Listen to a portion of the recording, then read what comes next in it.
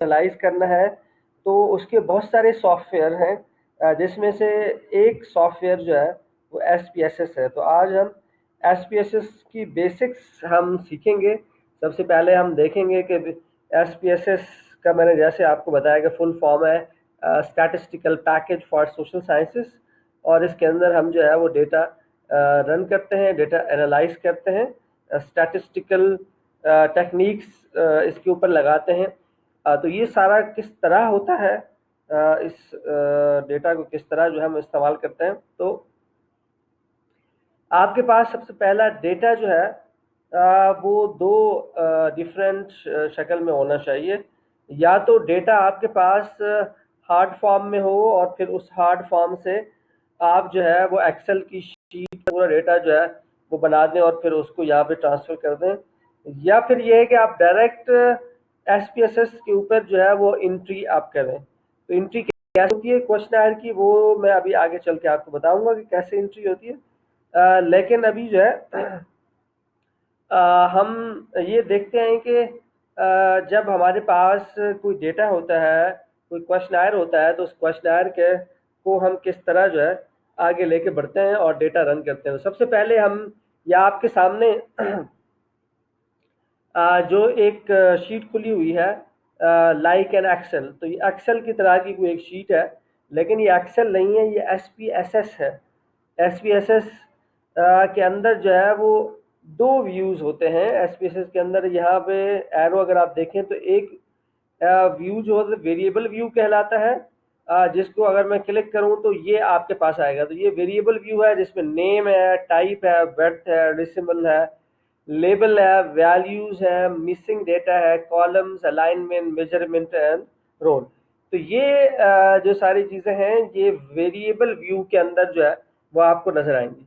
उसी के बराबर में ही अगर आप देखेंगे तो ये डेटा व्यू है, इसको आप क्लिक करेंगे तो यहाँ पर आपको ऊपर ये वेरिएबल नजर आ रहे हैं, ये वेरिएबल है सारे। तो ये जो डेटा व्यू है इसके अंदर आप सिर्फ डेटा एंट्री कर सकते हैं, ठीक है। और जो भी डेटा होगा यहाँ पर इंटर होगा, लेकिन यहाँ से इंटर करने से पहले आपको वेरिएबल व्यू में जाकर आपका जो डेटा है, जो आपका क्वेश्चनर है, उस क्वेश्चनर को डिफाइन करना पड़ेगा। तो सबसे पहले आप वेरिएबल व्यू में आएंगे और आप अपना डेटा जो है उसे डिफाइन करेंगे कि आपका जो क्वेश्चनर है उसके अंदर किस तरह के सवाल आते हैं।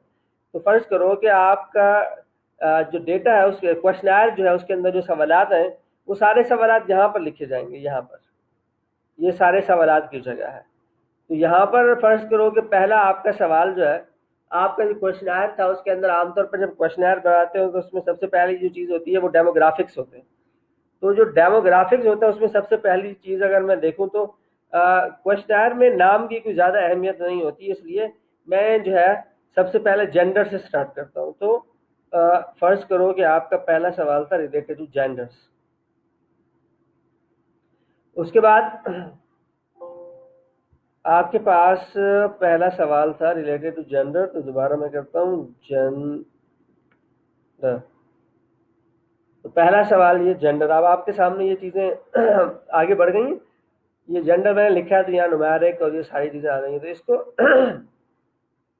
इसको आगे बाद में बताऊंगा, पहले आप ये जो वेरिएबल है इसके वो कर दें। उसके बाद फर्स्ट को जेंडर के बाद जो है आपकी एज आ जाए, जेंडर के बाद एज, ये दोबारा एज यहाँ लिख दें।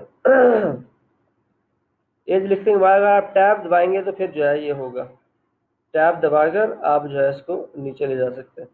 तो जेंडर, एज, एजुकेशन या क्वालिफिकेशन ऑफ कैंडिडेट, एजुकेशन, उसके बाद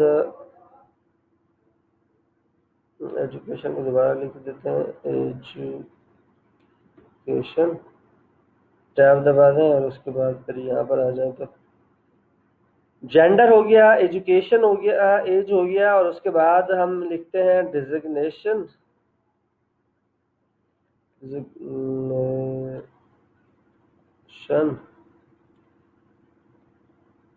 और फिर जो है डिजिग्नेशन के बाद है हमारे पास एक्सपीरियंस।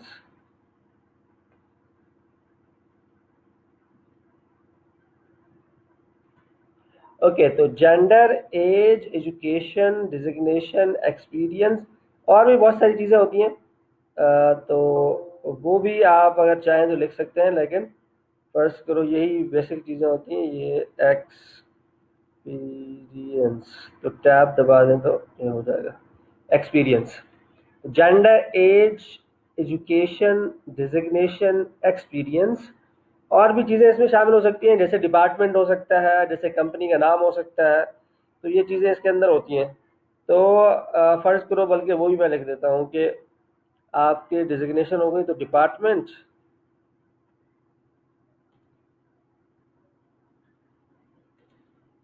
टैब, डिपार्टमेंट दोबारा लिखें, डिपार्टमेंट, टैब।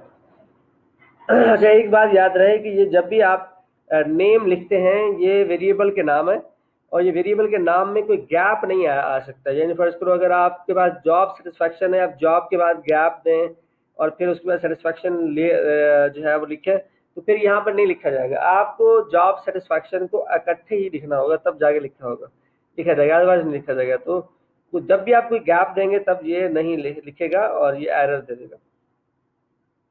डिपार्टमेंट हो गया, उसके बाद कंपनी। तो ये तो बेसिक इंफॉर्मेशन है जो कि है आपके जो जो क्वेश्चनर होता है उसका जो शुरू का पार्ट होता है, जिसमें जेंडर के बारे में पूछते हैं आप कि मेल है या फीमेल है, एज के बारे में पूछते हैं आप, एजुकेशन के बारे में पूछते हैं आप, डिजिग्नेशन के बारे में पूछते हैं आप, एक्सपीरियंस के बारे में पूछते हैं, डिपार्टमेंट के बारे में पूछते हैं और कंपनी के बारे में पूछते हैं। इसके अलावा भी कोई चीज़ें, कुछ चीज़ें हो सकती हैं जिसके बारे में आप सवाल कर सकते हैं। तो बहरहाल, तो इन चीज़ों के बारे में आमतौर पर जब क्वेश्चनर बनाते हैं तो इन चीज़ों के हवाले से सवालात होते हैं, जो कि पूछते हैं आमतौर पर लोग, जो है जो क्वेश्चनर बनता है। तो सबसे पहले तो ये मैंने आपके सामने लिख दिया। अब मैं एक क्वेश्चनर निकालता हूँ ताकि आपको उस क्वेश्चनर के बारे में पता भी चले कि मैं कैसे एंट्री कर रहा हूँ डेटा की, ताकि क्वेश्चनर से आपको अंदाज़ा होगा कि डेटा एंट्री कैसे हो रही है। तो मैं एक क्वेश्चनर जो है वो आप निकालता हूँ यहाँ पे और आपके साथ शेयर करता हूँ, ताकि आपको जो है वो कंप्लीट अंदाज़ा हो जाए कि किस तरह जो है वो ये क्वेश्चनर जो है वो ऐड होता है इसके अंदर। तो जी, हम जाते हैं क्वेश्चनर कैसे ऐड होता है उसको ढूंढते हैं। पहले क्वेश्चनर निकालते हैं। ये क्वेश्चनर थीसिस में जाते हैं। क्वेश्चनर क्वेश्चनर जो है हमारा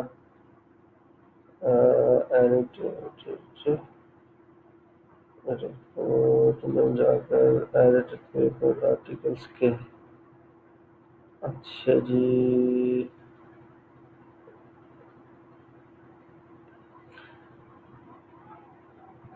तो ये मैं क्वेश्चनर जो है वो निकाल रहा हूँ। ये क्वेश्चनर जो है उसके उससे आपको ज़्यादा बेहतर तरीके से समझ में आएगा, ताकि आपको जो है वो जब आप डेटा इंटर कर रहे हो तो आपको ज़्यादा परेशानी ना हो। ये अगर आप देखें तो आपके सामने एक क्वेश्चनर जो है वो नज़र आ रहा है आपको। इस क्वेश्चनर के अंदर जो है वो आपको ये देखें, ये gender, age, qualification, designation, department, company, experience, ये सारी चीज़ें जो है उसका पार्ट होती है क्वेश्चनर का। और ये सारी चीज़ें मैंने, अगर मैं एसपीएसएस को खोलूँ तो ये सारी चीज़ें यहाँ लिखी हुई हैं, gender, age, education, designation, experience, department, company. तो ये सारी चीज़ें ऑलरेडी मैंने यहाँ पे लिखी हैं। अभी यही चीज़ जो है वो यहाँ पर आपको नजर आ रही है, gender, age, qualification, designation, department. तो ये सारी चीज़ें आपको यहाँ पर मिले। उसके बाद फिर जो है वेरिएबल की बात जो है वो आ जाती है। वेरिएबल यहाँ पर आपको नज़र आ रहे हैं। तो ये देखें, ये वेरिएबल, पहला वेरिएबल है परसीव्ड ऑर्गेनाइजेशन परफॉर्मेंस, और उसके ये सवालात हैं सारे। तो ये जो सवालात हैं ये कितने, 10 सवालात हैं। इन 10 सवालात को पहले आपने डिफाइन करना होगा। तो इन 10 सवालात को शॉर्ट फॉर्म में हम पहले डिफाइन करते हैं। शॉर्ट फॉर्म से मुराद ये है कि ये जो हमारे पास जो है ये क्वेश्चन नंबर 1 है, इसको पूरा हम नहीं लिखेंगे, इसका शॉर्ट फॉर्म लिखेंगे। तो अगर मैं देखूं तो ये देखें, इसी को जो मेन वेरिएबल होता है इसका जो शॉर्ट फॉर्म होता है कि ये पी है, ये ओ है और ये पी है। तो इसको अगर मैं पी ओ पी कर दूं तो ये ज़्यादा जल्दी समझ आ जाएगा मुझे। तो मैं इसका शॉर्ट फॉर्म जो लिखूंगा POP। तो POP का पहला सवाल है तो POP 1 हो जाएगा। इसी तरह इसका जो है वो दूसरा सवाल अगर है तो इसका दूसरा सवाल की तरफ हम जाएंगे। ये दूसरा सवाल है। दूसरा सवाल कहाँ गया जी? दूसरा सवाल। तो दूसरे सवाल की तरफ आप चले जाएं जी। तो दूसरा सवाल, ये दूसरा सवाल है। तो दूसरे सवाल में POP करके 2 लिख दें। फिर आप इसी तरह नीचे आ जाएं। POP करके 3 कर दें। फिर इंटर करके नीचे आ जाएं। POP करके 4 कर दें आप। और उसके बाद नीचे आ जाएं। POP 5 कर दें आप। इसी तरह POP 6 कर दें आप। तो जितने 10 से आ रहा है तो 10 इस तरह जाना पड़ेगा आपको। POP 7 हो गया। और इसी तरह POP 8 हो गया। फिर हो गया POP 9 हो गया। और फिर ये हो गया POP जो है वो 10 हो गया। तो ये शार्ट हमारे पास फॉर्म आ गई POP की। तो जो ऑर्गेनाइजेशनल परफॉर्मेंस है ये परसीव्ड ऑर्गेनाइजेशनल परफॉर्मेंस। तो परसीव्ड का P आ गया, ऑर्गेनाइजेशन का O आ गया, और फिर परफॉर्मेंस का P आ गया। तो इसके जितने भी सवाल हैं इसको कहते हैं कोडिंग। तो हम क्या कर रहे हैं? कोडिंग कर रहे हैं। POP 1, POP 2, POP 3, POP 4, इस तरह जितने भी POP हैं ये सारे के सारे इसके। तो अब POP जहाँ पे भी लिखा होगा तो हमें फौरन अंदाजा होगा कि POP का मतलब परसीव्ड ऑर्गेनाइजेशनल परफॉर्मेंस। तो इसके बाद हम नीचे जाएंगे।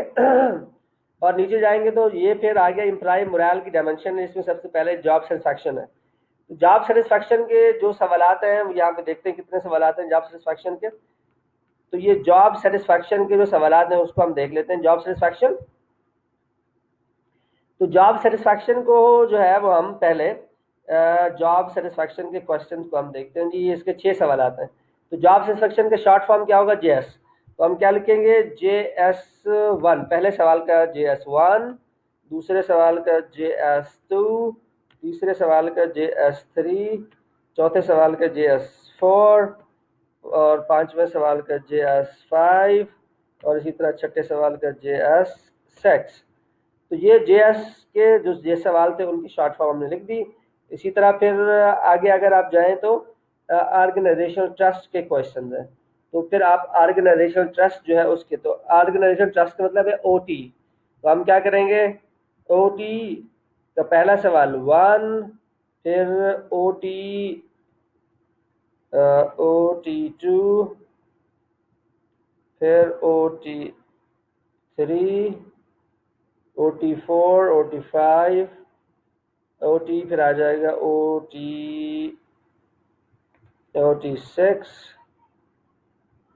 OT 7, OT 8, OT 9, OT 10, OT 11, OT 12, OT 13, OT 14, OT 15। तो ये OT के 15 जो क्वेश्चन है वो हमारे पास OT के आ गया। ठीक है जी।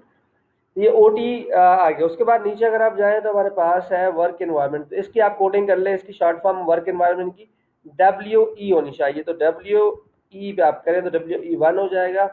इसी तरह फिर WE जो है वो 2 हो जाएगा। फिर WE जो है वो 3 हो जाएगा। फिर WE जो है वो 4 हो जाएगा, 5 हो जाएगा, 6 हो जाएगा, 7, 8, 9, 10, 11, 12।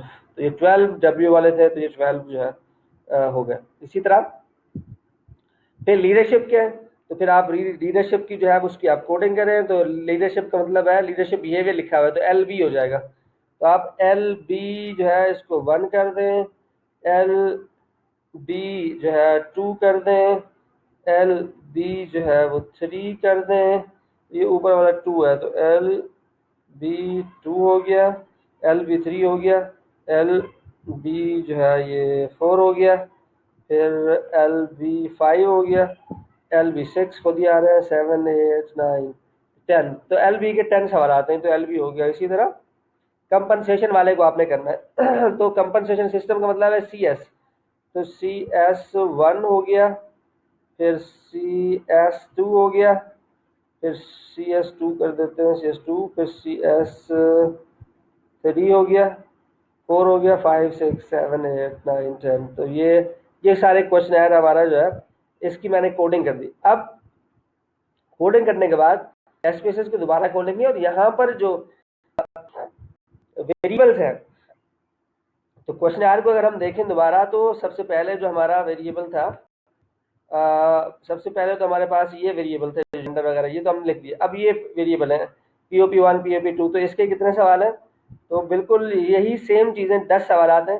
तो ये POP के 10 के 10 सवाल जो है वहाँ जाकर आपने दोबारा लिखने हैं। POP1 POP2 यहाँ पे आप लिखेंगे। तो ये शायद मैं कॉपी करके देखता हूँ, अगर ये कॉपी हो जाता है तो इसको यहीं से ही सारे POP1 2 3 वाले कॉपी कर लेते हैं। तो इसको मैं यहाँ से कॉपी कर रहा हूँ, अगर हो जाए तो ये बहुत अच्छा हो जाएगा। एक मिनट देख लेते हैं, नहीं हुआ तो फिर हमें एक एक करके कॉपी पेस्ट करना पड़ेगा, एक एक करके करना पड़ेगा। तो हम जो है वो कर रहे हैं जी, 1 2 3 4 5 6 7 8 9 10, इसको मैं पेस्ट करता हूँ। तो मेरा ये ख्याल है कि ये हो गया है। तो ये POP के 1 से लेकर 10 तक ये सारे सवाल हो गए। उसके बाद इसी तरह अगला आप जो है यहाँ पे अगर आपने डिफाइन किए हुए सारे, तो इसकी कॉपी पेस्ट कर लें, नहीं तो फिर आपको खुद लिखने पड़ेंगे। तो इसको आप यहाँ से फिर कॉपी कर लें और यहाँ जाकर उसके आगे जो है ये POP के बाद ये दूसरे वेरिएबल जो है ये आप कॉपी कर लें। तो ये JS के हो गए। फिर उसके बाद दोबारा वहाँ जाएं जो आपने डिफाइन किया, वहाँ से आप फिर इसको कॉपी करें। तो जो OT के जितने सवाल थे वो आप कॉपी कर लें। OT के 15 क्वेश्चन है, हमने ये कॉपी कर लिए, कॉपी। और यहाँ जाके हमने दोबारा ये सवाल थे तो हमने यहाँ जाके दोबारा पेस्ट कर दिए। तो हमारे पास ये ओके क्वेश्चन आ गए। ठीक है जी, ये OT के क्वेश्चन हमारे पास आ गए। OT के बाद फिर आगे देखते हैं और किस चीज़ के सवाल थे। OT हो गया, फिर वर्क एनवायरमेंट है, तो वर्क एनवायरमेंट के सारे सवाल वर्क एनवायरमेंट हमने कॉपी कर लिए।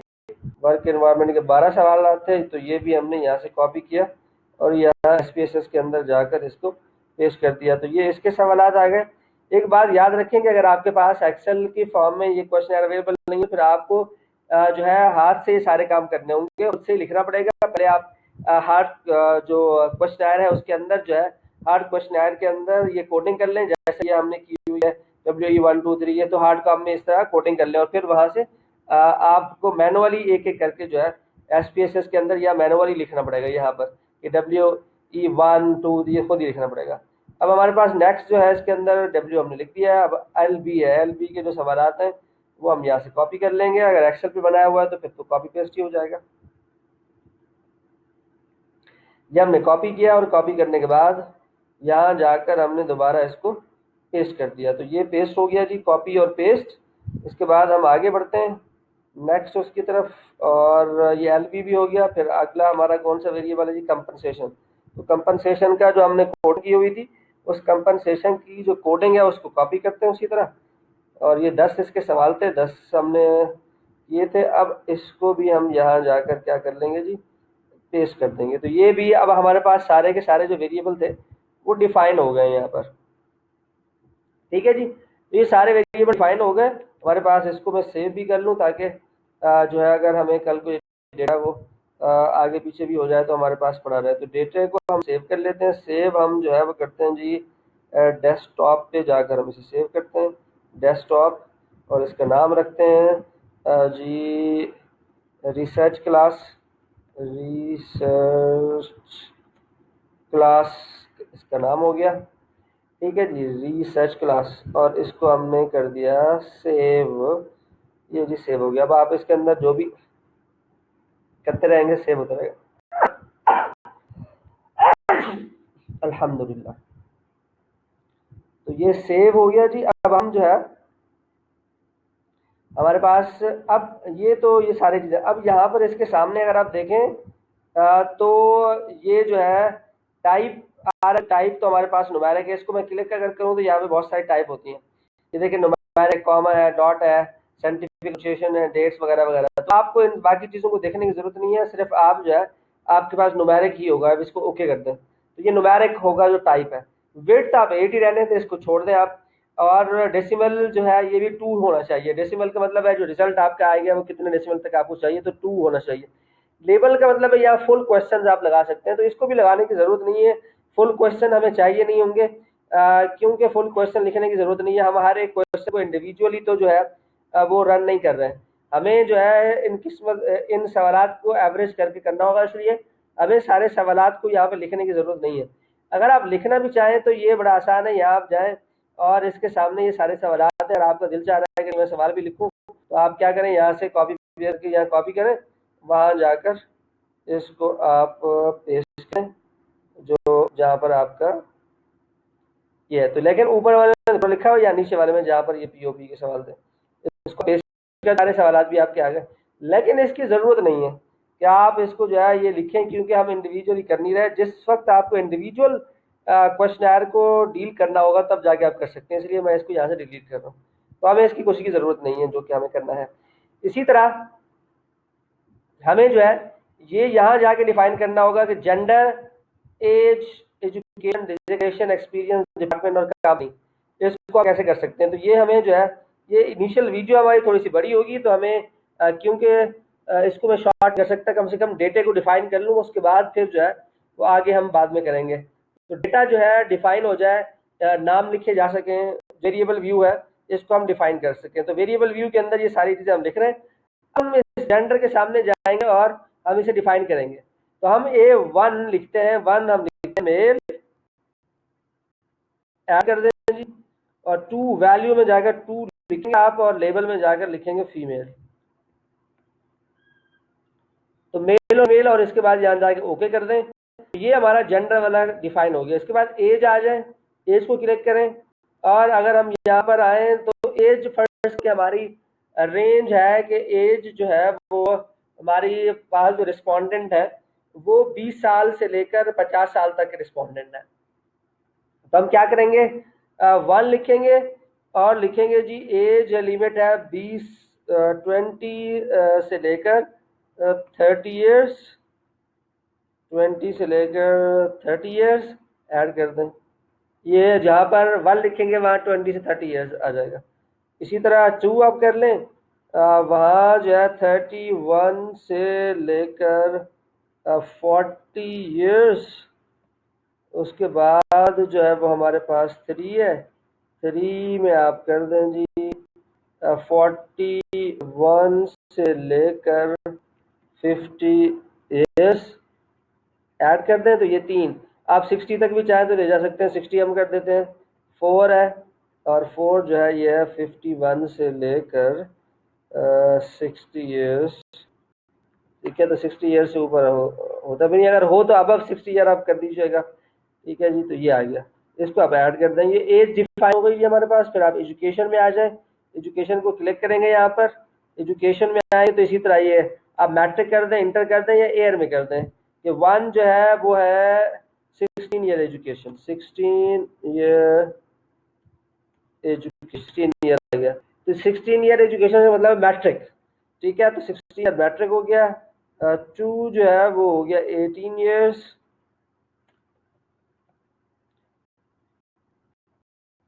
नहीं ये गलत है, वो 16 ईयर मैट्रिक नहीं है, इसको हमें एडिट करना पड़ेगा। 1 को 1 हमारे पास जो है वो मैट्रिक 10 ईयर्स होता है, 10 ईयर्स। ठीक है जी, और उसके बाद 12 आ जाएगा। 2 जो है वो आ गया हमारे पास 12 ईयर्स, हमारे पास 3 आ गया 14 ईयर्स। उसके बाद हमारे पास 4 आ गया 16 ईयर्स, 16 ईयर्स, और फिर 5 आ गया 18 ईयर्स, और फिर आ गया 6 है वो है PhD, PhD, और अगर कोई ऊपर है तो वो भी आप लिख सकते हैं। ठीक है, PhD इसका। तो ये 6 जो है, तो 10 ईयर का मतलब है मैट्रिक, 12 ईयर का मतलब है इंटर, 14 ईयर का मतलब है बैचलर, और 16 ईयर का मतलब है मास्टर्स, और 18 ईयर का मतलब है MS। तो लेकिन अब तो ये पुराने तो यही है, अब अगर जैसे नया एजुकेशन सिस्टम आया फिर इसमें चेंज हो जाएगा, अभी फिलहाल आपको यही करना है। उसके बाद आप इसे ओके कर दें तो ये एजुकेशन भी डिफाइन होगी। फिर आप डिजिग्नेशन की तरफ आ जाए। वन फर्ज करो आपके पास ऑफिस असिस्टेंट है, ऑफिस असिस्टेंट, ये वन हो गया। नंबर टू जो है एग्जीक्यूटिव ऑफिसर, एग्जीक्यूटिव ऑफिसर्स। फिर नंबर थ्री है हमारे पास assistant manager, assistant managers. Number four है हमारे पास मैनेजर्स, और फिर नंबर फाइव हमारे पास है जीएम, जनरल मैनेजर्स। तो जनरल मैनेजर्स हो गए, बस इतना काफी। और भी अगर कोई आगे आपके पास है तो आप शामिल कर सकते हैं। डायरेक्टर्स, सीईओज वगैरह कोई अगर है उसमें शामिल कर सकते हैं। तो ये इस तरह हो गया। फिर आपके पास आ गया एक्सपीरियंस। एक्सपीरियंस भी इतना होगा 5 ईयर्स, 1 to 5 ईयर्स आप जो स्टार्ट कर सकते हैं। हम वन जो है वो वन जो है उसको हम कहते हैं जी 1 से लेकर 5 ईयर्स हो गया जी, 1 to 5 ईयर्स। टू हो गया, फिर टू जो है वो है 6 to 10 ईयर्स। फिर उसके बाद है जी हमारे पास ओके हो जाओ भाई, तो थ्री है। थ्री हमारे पास है जी 11 to 15 ईयर्स। फिर उसके बाद फोर है जी, फोर हमारे पास है जी 16 to 20 ईयर्स। फिर उसके बाद फाइव है, फाइव में आप लिखने वाले अबव 20 ईयर्स। ठीक है जी, तो ये आगे आपके पास एक्सपीरियंस ऐसे लिखेंगे, ओके कर दें। फिर आपके पास डिपार्टमेंट आ गया डिफरेंट। फर्स्ट को आपके पास 4 डिपार्टमेंट हैं, तो मैं वन को लिखता हूँ HR। ठीक है जी, वन HR हो गया। टू जो है वो हो गया मार्केटिंग। ठीक है जी, और थ्री हमारे पास फिर हो जाएगा, थ्री हो जाएगा फाइनेंस। फाइनेंस उसके बाद है जी हमारे पास फाइनेंस। फाइनेंस के बाद फोर है, फोर हमारे पास हो जाएगा जी फाइनेंस के बाद फाइनेंस के बाद सप्लाई चेन। तो ये सप्लाई चेन हो गया हमारे पास, सप्लाई चेन डिपार्टमेंट हो गया इसके अंदर। तो ये बस ये ऐड कर दें 4 डिपार्टमेंट। उसके बाद कंपनी है। फर्ज करो आपके रिसर्च के अंदर जो 4 कंपनीज हैं बैंकिंग में, तो पहले जो है बैंक में मैं करता हूँ जी MC बैंक है नंबर वन पर। फिर नंबर टू पे जो है वो HBL है, HBL है। नंबर थ्री पे जो है वो हमारे पास है, नंबर थ्री पे ABL है, ABL हो गया, नंबर थ्री हो गया। और इसी तरह नंबर फोर हमारे पास, नंबर फोर, नंबर फोर कोई और बैंक आप ले लें, बैंक अल हबीब ले लेते हैं। बैंक बैंक अल हबीब। तो इनका ये चार हमारे पास कंपनीज हो गई, इसको ऐड कर दिया जी। तो ये कंपनी पूरी हो गई हमारे पास। अब हम आ जाते हैं जी, जो ये वेरिएबल्स हैं, हमारा जो क्वेश्चन है वो हम देखें कितने स्केल पर है। तो ये देखिए 1 to 5 के स्केल पर है। 1 2 3 4, 1 जो है स्ट्रांगली डिसएग्री है और 5 जो है स्ट्रांगली एग्री है। तो आप इसी तरह फिर इसके सामने डिफाइन करेंगे, इसको आप क्लिक करेंगे, इसी तरह इसके सामने डिफाइन करेंगे। वन जो है दैट इज वन, और ये है स्ट्रांगली डिसएग्री। तो आप यहाँ लिखेंगे स्ट्रांगली डिसएग्री। मैं शॉर्ट फॉर्म लिख रहा हूँ लेकिन आपने पूरा लिखना है। एस मतलब स्ट्रांगली, डी मतलब डिस, और मतलब एग्री। तो स्ट्रांगली डिसएग्री का है वन, इसको ऐड कर दें आप, फुल फॉर्म है। टू जो है वो आप लिखेंगे डिसएग्री मतलब DA, और थ्री आप लिखेंगे थ्री आप लिखेंगे N, N का मतलब है न्यूट्रल। तो आप N के न्यूट्रल लिखेंगे। फिर फोर गया, फिर फोर में एग्री है, एग्री की हम ए लिखेंगे। और इसी तरह फाइव आ गया, फाइव में स्ट्रांगली अग्री, एस लिख देंगे, स्ट्रांगली एग्री ऐड हो गया। तो तो इसको ओके कर दें आप। तो ये हो गए सारे जो है ये। अब इसको हम क्या करेंगे, कॉपी करें, कॉपी, और इसको सेलेक्ट करें और जितने मैं सबके सामने पेस्ट कर देंगे। तो जितने भी, क्योंकि सबका जो है 1 to 5 करके है, तो इसलिए इसको कॉपी पेस्ट करेंगे। तो ये सारे सब आपको बार बार करने की इसको जरूरत नहीं है, ये कॉपी पेस्ट हो जाएगा। उसके बाद ये मिसिंग वैल्यू आए हैं, तो मिसिंग वैल्यू अभी फिलहाल हम डील करते हैं। तो हमारा, आप अज्यूम करेंगे हमारा जो क्वेश्चन है के अंदर कोई मिसिंग वैल्यू नहीं होगी। अगर मिसिंग वैल्यू वाला क्वेश्चन होगा हम उसको उसके अंदर शामिल नहीं करेंगे। ये 2 सवाल आपको मिसिंग होंगे तो उसको हम एवरेज लेकर उसको पहले हम फिल करेंगे और उसके बाद फिर यहाँ इसको जो है इसमें जो है यहाँ ये हमारा इसके अंदर हम कुछ नहीं होगा। कॉलम में 8 लिखा हुआ 8 होगा, ये राइट अलाइनमेंट रखे। मेजरमेंट जो है आपने डिफाइन करना है, यहाँ अननोन लिखा हुआ है लेकिन आपने यहाँ पर लिखना है। तो जो डेमोग्राफिक्स है उसके सामने आप नॉमिनल लिखें। ये डेमोग्राफिक्स है, नॉमिनल डेमोग्राफिक्स, जहाँ जहाँ डेमोग्राफिक्स लग जाता है। तो जो मतलब एज, जेंडर, क्वालिफिकेशन, ये सारे जो है हमारे पास ये कंपनी तक जो है, कंपनी जो है नॉमिनल। उसके बाद सारा ये होगा नीचे जो है, ये स्केल कर दें आप इसको। मैं इसको ट्राई करूँगी, ये जो है वो कॉपी हो जाए, कॉपी नहीं हो रहा है। कॉपी नहीं हुआ इसका मतलब आपको सबको बार बार करना पड़ेगा। तो अगर मैं इस पूरे को यहाँ से कॉपी कर लूँ तो क्या ये हो जाएगा? कॉपी एक तो करके देखता हूँ ताकि गड़बड़ ना हो।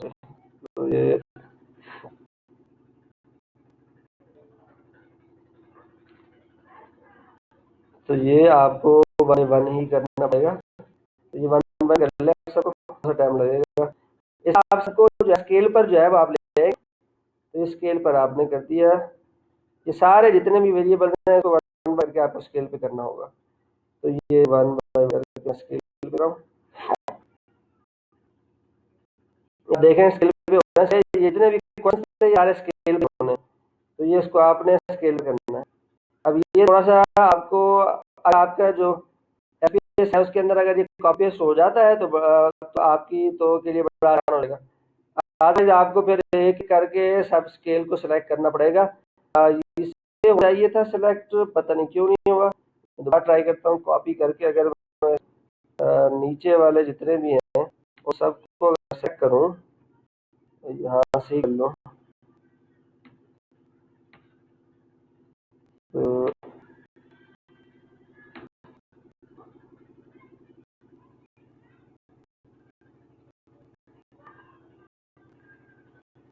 तो ये हो नहीं रहा, कुछ नहीं हो रहा। हो सकता है कि आप में से कोई एक्सपर्ट हो और वो इसको कर ले। और तो ये हो गया जी, आपके पास जो है ये सारे स्केल। इस तरह आपने सब स्केल पे करना भी, सबको आपने स्केल ही जो है वो करना है। आप अगर आप स्केल पे नहीं करेंगे ये होगा नहीं। तो स्केल पे मैं कर देता हूँ कि मुझे आगे जो है वो आसानी हो जाए। स्केल पे मुझे सबको करना पड़ेगा, स्केल में कर रहा हूँ, ये 1 by 1 करके इसको जो है वो स्केल पे आप कर दें। कुछ सॉफ्टवेयर है एसपीएसएस के मॉड्यूल जिसपे जो है वो हो, लेकिन इस पे मुझे आ नहीं रहा और इस पे पता नहीं क्यों हो रहा। इससे जो है वो हमें एक एक करके करना पड़ रहा है। आप लोग कर लीजिएगा, अगर हो जाए आपसे आप इसको कॉपी पेस्ट कर लीजिएगा। अदरवाइज आपको इसी तरह जैसे मैं कर रहा हूँ एक एक करके आपको इसके सामने स्केल को ही करना होगा। तो स्केल पर ही होना चाहिए आपका। स्केल के अलावा यहाँ पर नॉमिनल वगैरह कुछ नहीं होगा, यहाँ स्केल ही होगा सिर्फ खाली। तो स्केल पर हम करेंगे जी स्केल, तो आप देखते रहिए इस पर हो रहा है 1 by 1 करके। थोड़ा मुश्किल एक्सरसाइज है लेकिन ये है आसान, समझने में कोई मुश्किल नहीं है, बस थोड़ा सा आपको बैठना पड़ेगा। और साथ में आपको भी समझाता रहूँ कि आपको जो है इसको समझने के लिए ज़रूरी है कि आपके लैपटॉप के अंदर एसपीएस होना चाहिए। आपने लैपटॉप में या कंप्यूटर में अपने पास एसपीएस डाउनलोड कर लें। अगर आपके पास एसपीएस नहीं होगा तो आप खाली देख कर नहीं सीख सकते, तक कि आप इसको जैसे मैं यहाँ पे कर रहा हूँ इसको प्रैक्टिस नहीं करेंगे उस वक्त तक आप इसे सीख सकते हैं। इसलिए बेहतर है कि आप इसे प्रैक्टिस करें।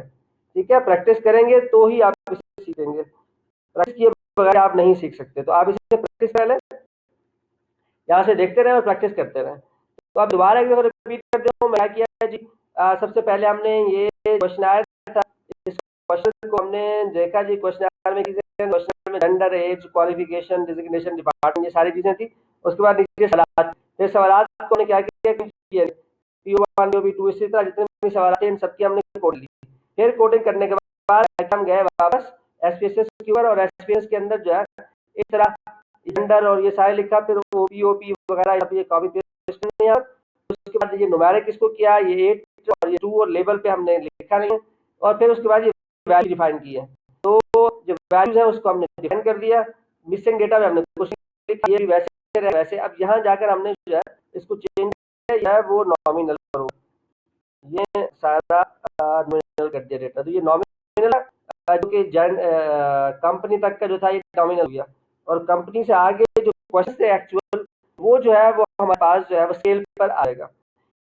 ये पहली वीडियो बताऊं कि ये भी ऐसा हो गया है। इसको आप पहले, आपको अगर यही आ जाए इतना जो है वेरिएबल व्यू आपने डिफाइन करना है। जब वेरिएबल व्यू में डिफाइन कर लेंगे, उसके बाद डेटा व्यू क्लिक करेंगे। डेटा व्यू के अंदर देखेंगे वही सारी चीजें जो हमने वहां लिखे, age, gender, age, education, designation, department, company, ये सारी चीजें ऊपर सवाल जो लिखे थे, ये सारे के सारे नजर आ सारे सवाल, ये सारे सवाल यहाँ पर जो है वो अभी अगली वीडियो के अंदर मैं आपको बताऊंगा कि हम डेटा कैसे जो है इंटर करते हैं। तो डेटा कैसे पता है, डेटा कैसे इंटर है एसएस के अंदर, वो हम सीखेंगे अगली वीडियो के अंदर। इस वीडियो के अंदर काफी है कि आपने क्या सीखा है कि टेबल व्यू में कैसे डिफाइन करते हैं, उसके बाद आपने ये सीखा डेटा व्यू में ये कैसे नजर आता है। तो ये वीडियो, फर्स्ट वीडियो जो है एसएस से रिलेटेड थी। Thank you very much for the first video. आप फर्स्ट वीडियो देखेंगे और इससे रिलेटेड कोई अगर सवाल होंगे तो मैं answer your question in question answer session.